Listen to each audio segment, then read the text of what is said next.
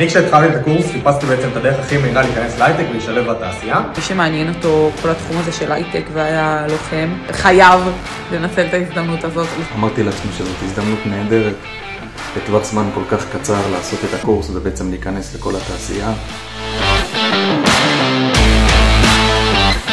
הזימונים לרעיונות עבודה לא יכלו להגיע, ובאמת תוך פחות מחודש התקשרו לבשר לי שיש 2 חברות שרוצות אותי אצלנו ונשאר לי רק לבחור. אז הנה לכן מישהי משיא הפריפריה תוך פחות משנתיים מהשחרור עובדת בחברת אמזון.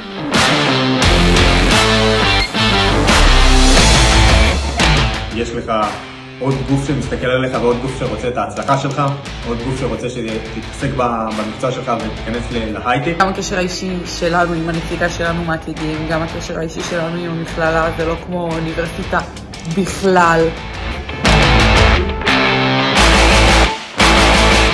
וזה שזה מסובסד זה מטורף בשבילנו. זה בדיוק מה שחיפשתי. אל תבזבזו זמן.